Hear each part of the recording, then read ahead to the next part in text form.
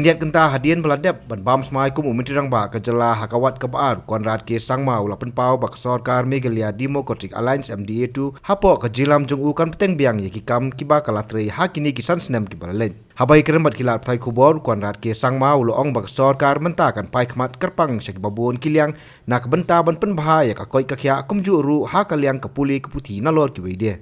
And we'll continue to focus on the areas which we have been working on in the last 5 years, primarily to ensure that overall infrastructure improvement is there. We are working very hard towards the social sectors improvement like health and education and social welfare. And of course, we are giving a lot of importance to the youth, especially when it comes to employment issues and the livelihood issues. So those are going to be one of the main concerns and areas where this government is going to focus on.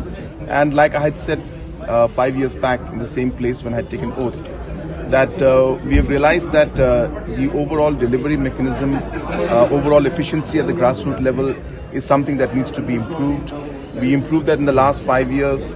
The same schemes which were implemented in the previous years did much better in the last 5 years because of the accountability, the monitoring that we did.